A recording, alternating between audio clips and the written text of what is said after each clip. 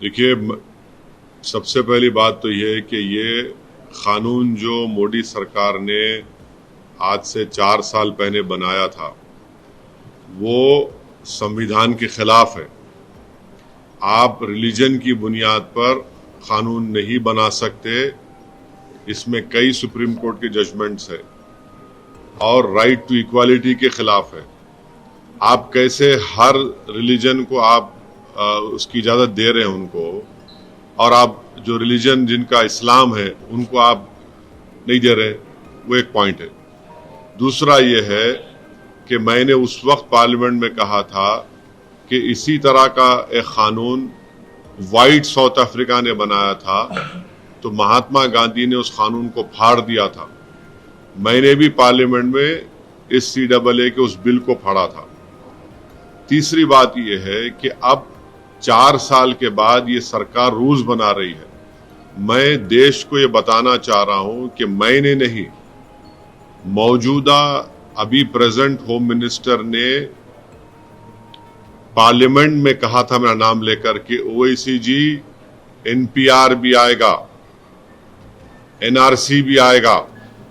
कई टीवी के इंटरव्यूज में उन्होंने बात कही थी।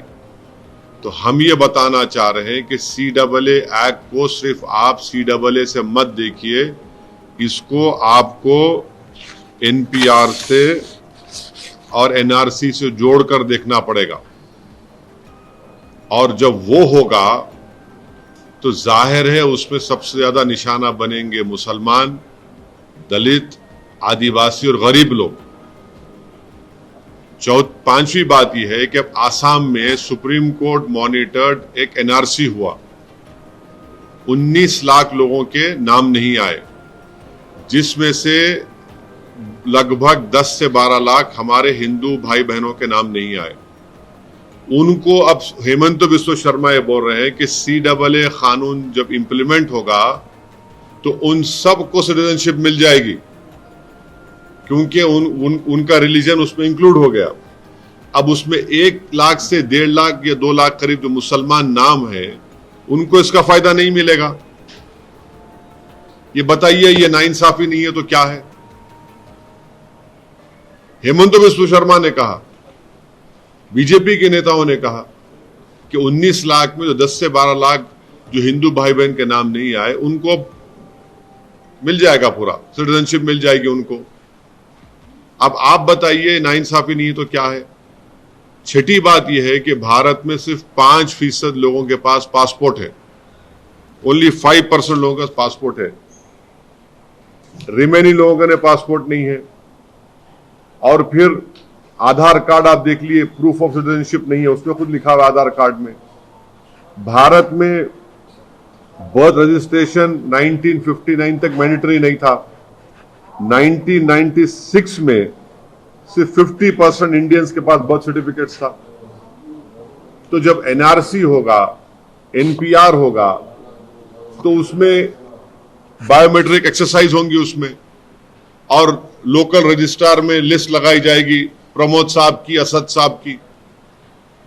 अब प्रसाद साहब जाके बोल सकेंगे असद साहब के डाउटफुल है, मैं डाउटफुल बन जाऊंगा। अब मुझे प्रूफ करना पड़ेगा। अब मैं मेरे दादा का बर्थ सर्टिफिकेट लेकर आऊं, क्योंकि मेरा रिलीजन इस्लाम है, अब मैं फिरते रहूं तो फायदा किसका होगा? रद्दी वाले का ही फायदा होगा ना। तो ये इसीलिए ये एक्सरसाइज ये जो लॉ है, ये रिलीजन की बुनियाद पर बनाया गया, ये डिस्क्रिमिनेटरी है, अनकॉन्स्टिट्यूशनल है। और ये बोलना कि जो हमारे हिंदू और सिख भाई या क्रिश्चियन भाई जो पाकिस्तान में, अफगानिस्तान में, बांग्लादेश में रह रहे हैं, उनको सिटीजनशिप नहीं दे सकते, झूठ है ये। हमेशा सरकार के पास इख्तियार था, एग्जीक्यूटिव ऑर्डर से आप दे सकते थे। और आखिरी बात, नरेंद्र मोदी और बीजेपी को ये क्यों भूल गए कि कितने लाखों लोग कश्मीरी पंडित मुल्क से बाहर हैं? जो मुल्क से कश्मीर से बाहर है, उनको आप क्या कर रहे हैं?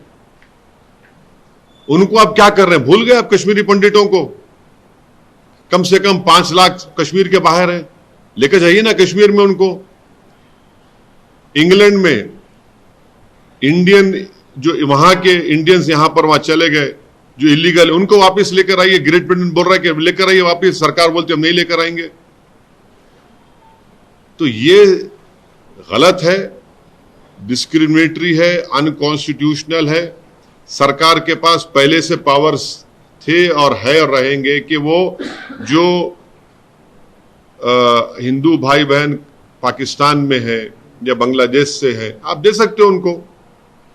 और मैंने खुद केस डाला है सुप्रीम कोर्ट में।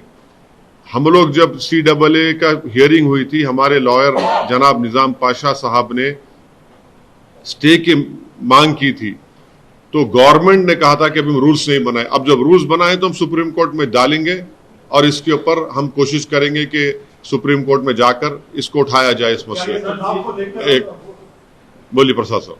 क्या ये चुनाव को लेकर के अनाउंस होने वाले हैं, उसके मद्देनजर किए गए? बिल्कुल है, उसमें दो राय नहीं है।